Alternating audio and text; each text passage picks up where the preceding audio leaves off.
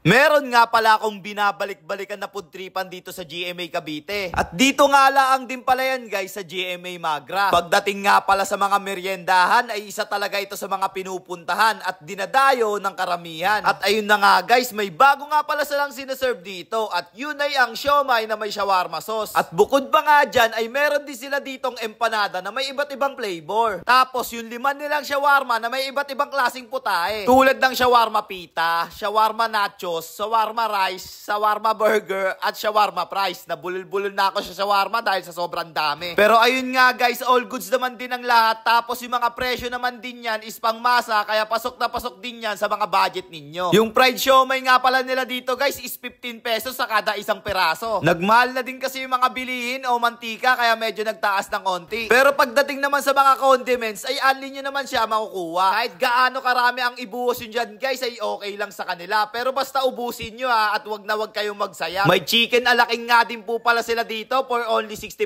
pesos. At ayun na nga guys, titimusan na nga rin po pala natin dito yung mga pagkain nila. So paano? Let's guys go! Una ko nga palang tinikman dito ay yung kanilang fried siomay na may shawarma sauce.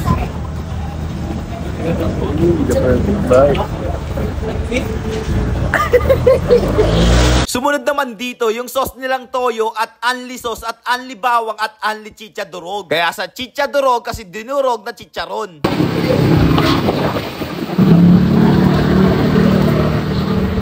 Masarap nga pala yung kanilang chicken fillet dito. Hindi siya pinilit na sarap. Fillet talaga siya as in fillet na fillet na fillet. Hindi siya pilet. Okay. Hot cut.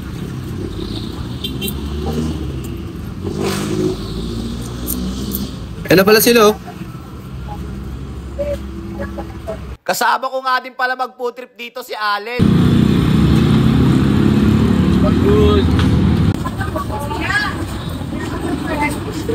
Kasama ko rin dito si Hebson mag-food trip. Yay! Yan oh, tamang food trip. At ayun na nga guys, hanggang dito na nga lang din po pala tayo. At kita-kits na lang ulit sa next vlog. Ay wait, teka lang guys ha, meron nga rin po pala sila rito mga palamig. Sa mga nauuhaw dyan ay meron din sila rito. At ayun na nga guys, sa mga gusto nga po pala magpapromote dyan ay i-PM nyo lang po ang aking page. Basta wag sugal ha, ayoko nyan. Ayoko na ayaw ko yan. Ayoko ng sugal. Ako nagsusugal pero ayoko ng sugal. Yay! So again, this is Ajak TV. Thank you for sunshine, thank you for rain, thank you for joy.